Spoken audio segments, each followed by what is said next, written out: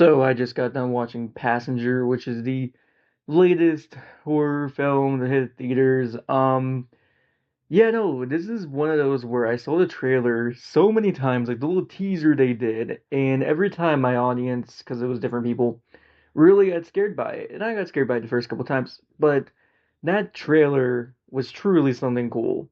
Anyway, so the movie is about these couple, they're on the road, and they're living in an RV, trying to escape the big city, but then they run across this demon being person who is called the Passenger, and he, well, kills people in cars. And that's pretty much just the story of the movie.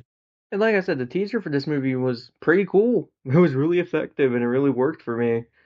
The movie itself is a completely different story.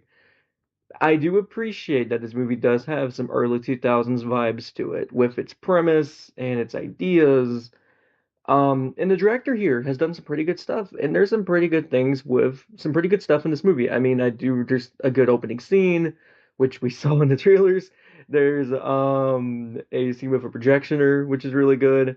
But I gotta say, this is some kind of this is the kind of horror movie you would find in the middle of the $5 Walmart bin 2 years after its release, where it just sits there and nobody touches it, nobody buys it, and this movie might be a little underrated to some. This movie might be fun to some. I found it to be mostly tedious, and I found it to be mostly just boring.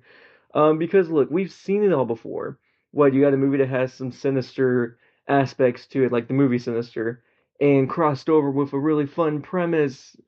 But at the end of the day, we still got some characters here that we don't really care about in their relationship. While it's fine, it's okay. They try to flesh it out, it just doesn't really culminate in anything meaningful, and it just kind of I just don't really care about these characters. Now, they do a lot of stuff with his community around, and I won't spoil what it is. It's really dumb. It's like just a bunch of redneck hippies that are just running around. It's just stupid. Um, but I do like the main premise of the movie until they decide to start overly explaining it. They have, of course, they got this one older person who knows all about this passenger and how it's kind of this tall tale in this community and everybody has to stay away from it. Ooh. But it it just doesn't work for me because, like I said, these are some dumb ass horror tropes that we're just so used to seeing as audience members. And if you're somebody like me, especially who goes to go see movies every single week, you're like, oh, okay, so this is just generic, because it is. And especially when we're getting so many great horror movies this year that aren't generic, like Obsession and like Undertone, in my opinion.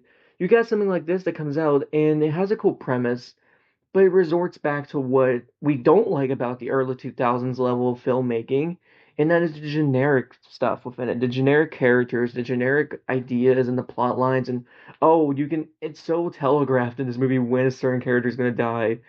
In the main villain itself, his lore is so weird, and he seems genuinely unstoppable at points. But you know they're gonna stop him. It has the same problem to me as a movie I just watched recently, like Wishmaster, and I love Wishmaster. I mean, I watched the movie for the first time a couple weeks ago, and I really enjoyed it. But it has the same problem in that the villain seems so unbelievably unbeatable up until he's beaten, and it's like, oh, okay. And it was just underwhelming. That's how I would describe this movie most. It's just a very underwhelming, very undercooked kind of movie. And I really wish it could have been better because that teaser trailer, like I said, was great. But this is definitely one of the cases of a movie where a teaser is better than the actual movie itself. So I will give Passenger, honestly, about a 5 out of 10.